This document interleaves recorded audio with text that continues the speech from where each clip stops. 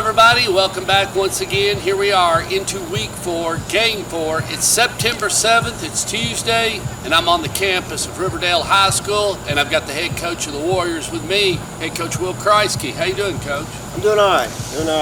Well, Friday night, you went over to the Inferno, and you played, and thought there toward the end he might pull the guys out, but he didn't. He continued to battle, and you left your guys in and went ahead and finished out the game, but you came away with a big victory. Thought your defense played well.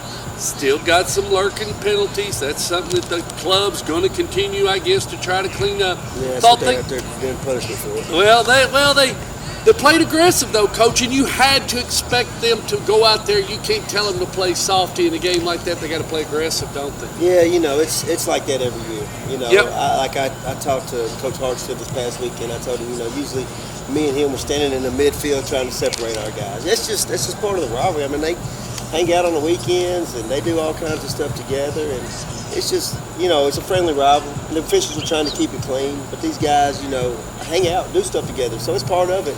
You like to see the competitive, but both teams, when the officials said back off, they backed off. So they kept it clean. I thought it was a good friendly rivalry. It's fun. It's fun for high school football to have a game like that. Well, and the big thing I thought that it was like you said, I mean, rivalry is they beat you and you beat them. So really, nobody's top dog. You're swapping. There's like you said, the constant competitiveness, the constant I'm better than you, and that's in that atmosphere, and it always has been with that game for the last 11 years. It has, and it's been a really good game. And I tried to remind my guys back in 2018, they got after us pretty good. Yep. They were really good in 2000. They got after us. And I remember it was over at their place, and I told them guys that I was not going to let anybody forget that. And, they got after us. So, it's part of it. Like you said, part of rivalry. It's close games. So sometimes, things fall the other way and the upper hand happens. But, I thought both teams played really well. I was proud of our guys. Like you said, thought they played aggressive. Was able to create turnovers. I mean, anytime you can create turnovers against a good team. They got hot in that category, Coach. They got hungry. They smelled the blood. When the quarterback was anticipating and they started reading what he was doing, they was begging him to throw it in, wasn't they? And they got that. But that's the game. I mean, that's what you expect. You want to see that intensity keep continuing to rise during that 48 minutes. Yes, because if you remember, and you did this game back in 2019 out here, we were up 23-6, and they came back and won, beat us because Drew Green got hot and we didn't finish the game.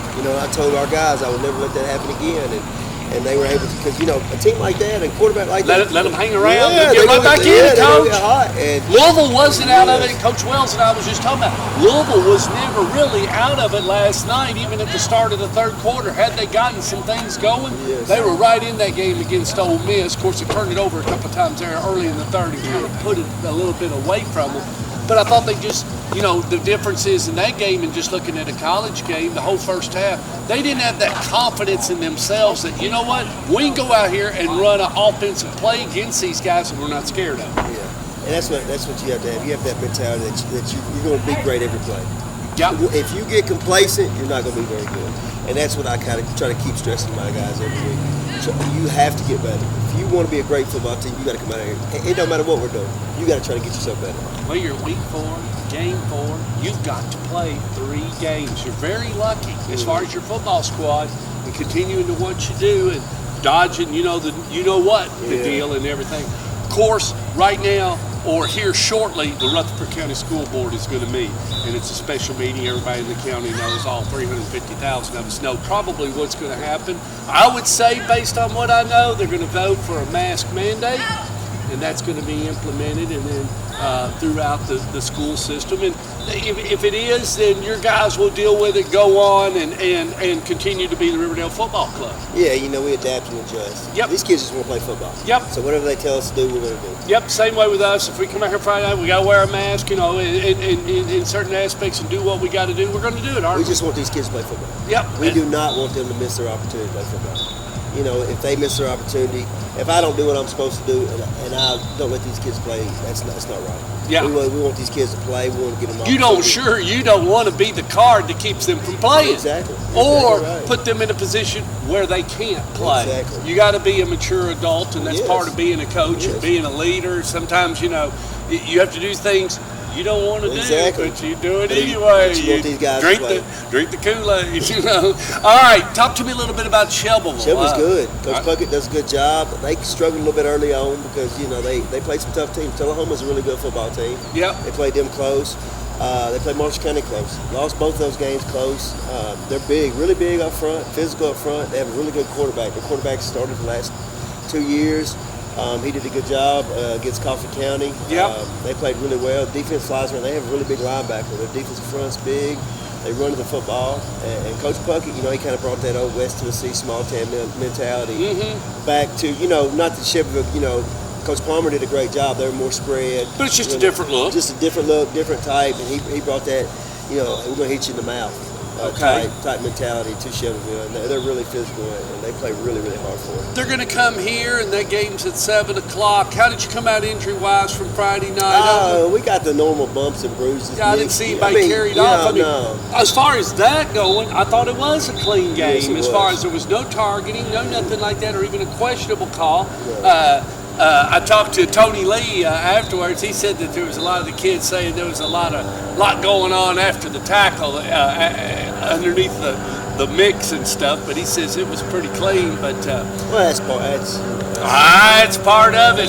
I tell you, that's them going to toots. They probably went out to toots. You know, that's what bothered Oh them. gosh, I tell you, he said one year, he said they're twisting my ankle. He told Shad, kept telling them they're twisting my ankle after I get tackled. They're trying to twist my foot a little bit. And I said, well, it's just part of it. But anyway,